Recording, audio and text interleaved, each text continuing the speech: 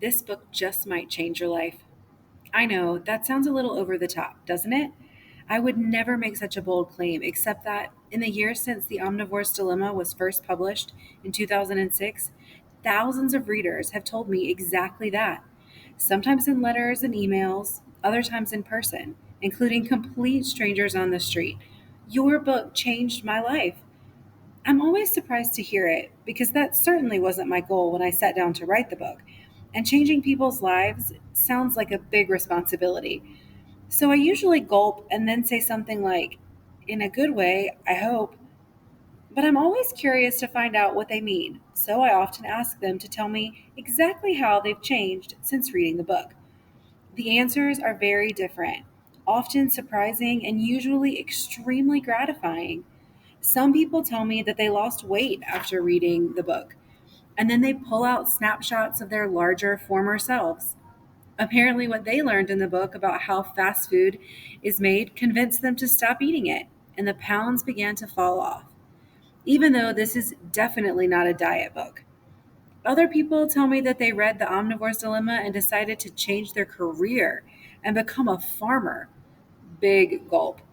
How's it working out for you? I ask, a little nervously, since farming is a tough way to make a living. They usually tell me that the work is incredibly hard, but also incredibly satisfying, and that they wouldn't dream of doing anything else with their lives. Phew! Many people tell me that the book changed the way they think about eating, and that now they spend a lot more time deciding what to put in their mouths. The book has made them aware of how their food choices affect the environment or animals or their own health, and they want to start voting with their forks, an idea I'll explain later. For young people, that can mean encouraging their parents to shop differently, to buy organic or local food, for example. Parents are used to their kids making all sorts of demands about food, usually for the latest sugary cereal or energy drink. And so they're pleasantly surprised when their kids start asking for organic vegetables or for eggs from small farms where the chickens live outdoors and eat a natural diet. Then there are the vegetarians and the meat eaters, whose reactions to the book could not be more different. I've heard from lots of readers who say that after reading about the way animals are treated in factory farms, they felt they could no longer eat meat and decided to become vegetarians, even though the book is not an argument against eating meat.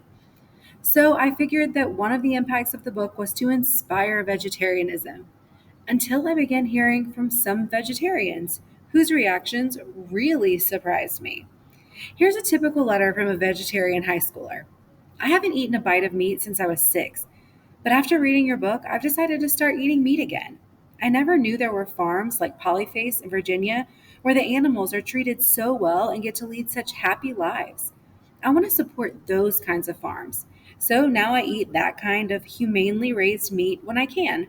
Instead of calling myself a vegetarian, now I call myself a conscious carnivore. The fact that carnivores and vegetarians responded in two totally different ways to the same information tells me that the book is doing its job. That job is simply to get us to think about something that hardly ever crosses our minds: where our food comes from and how it gets to us. So I really like the idea that two people could read the same book and come to such radically different conclusions. I didn't write The Omnivore's Dilemma to convince you to eat one kind of food or another. My aim was to give you the information you need to make good choices. What's a good choice? That's simple. It's one that allows you to be true to your values, to what you most care about. The fact is, our food choices are some of the most important choices we get to make in life. The way we eat has a bigger effect on our health and the health of the planet than any other activity. 4 of the top 10 diseases that kill Americans are the result of a bad diet. What you put on your plate changes nature more than anything else you do. If that sounds over the top, think about it. Farming has changed the landscape more than any other human activity. Agriculture has also determined which species of animals are thriving: cows, chickens, and pigs, the ones we eat, and which ones are in trouble: wolves and the other predators that want to eat the ones we want to eat.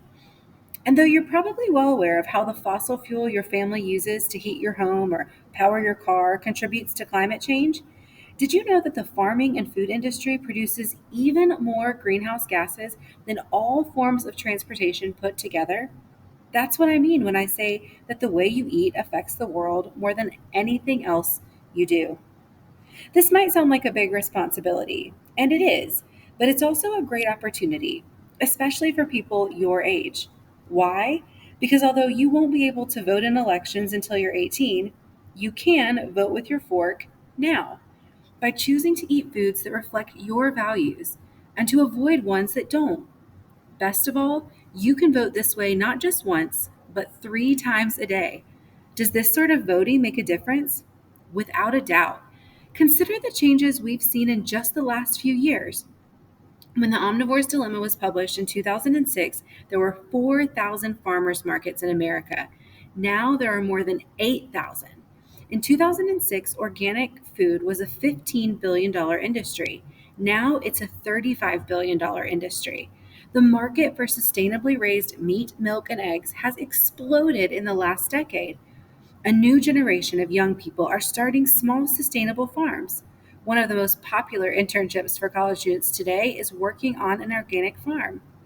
Since Michelle Obama planted an organic vegetable garden on the grounds of the White House, the number of Americans growing vegetables at home has soared to about 35% of all families. And a whole range of food and farming issues that have never been on the public's radar are now being debated across the country and in Washington, D.C. One of the most exciting developments we've seen in the last decade or so is the rise of a food movement in America, a movement to change the way we produce and consume food so that farmers, food workers, animals, the land, and the environment are all treated with greater respect.